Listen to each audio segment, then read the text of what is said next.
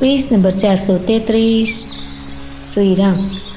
सुनिसुत बचन स्नेहमया कपट नीर भरीने न भरत श्रवण मन सुलसमा पापीनी बोली बेन।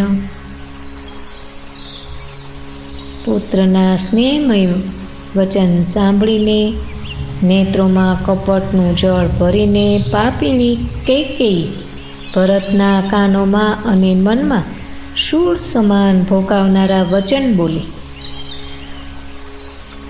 तात बात में सकल सवारी बेई मन तेरा सहाय बिचारी कछुक काज विधि बीच बिगारेऊ भूपति सुरपति पुर पगुधारेऊ।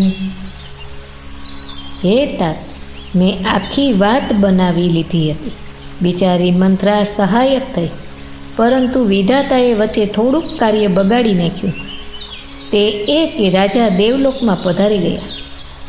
सुनत भरतु भये बीबस विषादा जनु सहमे हूँ करी के हरिनादा। तात तात हा तात पुकारी परे भूमि तल व्याकुल भारी। भरत आ सांभळता ज विषादने लीधे विवश थई गया। जाणे सिंहनी गर्जना सांभळीने हाथी गभराई गयो होय। ए हाय पिताजी, आ पिताजी, आ पिताजी, आप अमने छोड़ीने क्यां चाल्या गया? एम पोकारता पोकारता व्याकुल थईने जमीन पर ढળી પડ્યા। चलत न देखन पायऊ तो ही तात न राम ही सौंपे हूँ मोही। बहुरी धीर धरी उठे संभारी कहूँ भी तुमरन हे तुम महतारी। हे तात, हूँ आपने शरीर त्यजवाना समये जोई पण न शक्यो। आप मने श्री रामजी ने सौंपी पण न गया। पछी धीरज धरीने ते संभाळीने उठ्या अने बोल्या, माता, पिताना मरवानुं कारण तो बतावो। सुनिसुत बचन कहती कैकेयी मरमु पाछी जनु माहुर देई। आदिहु ते सब आपनी करनी कुटिल कठोर मुदित मन भरनी। पुत्रનું વચન સાંભળીને કૈકેયી કહેવા લાગી, જાણે મર્મસ્થાનને ચાકુથી ચીરીને એમાં ઝેર ભરી રહી હોય। કુટિલ અને કઠોર કૈકેયીએ પોતાની સઘળી કરણી આદિથી અંત સુધીની પ્રસન્ન મને સંભળાવી દીધી। ભરત हि बिसरे उपी तुमरन सुनते राम बन गौनु।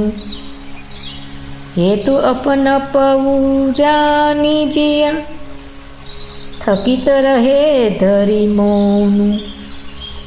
श्री रामचंद्रजीનું વનગમન સાંભળીને ભરતજી પિતાનું મરણ ભૂલી ગયા અને હૃદયમાં આ આખાય અનર્થનું કારણ પોતાને જ જાણીને તેઓ મૌન ધરીને સ્તબ્ધ થઈ ગયા।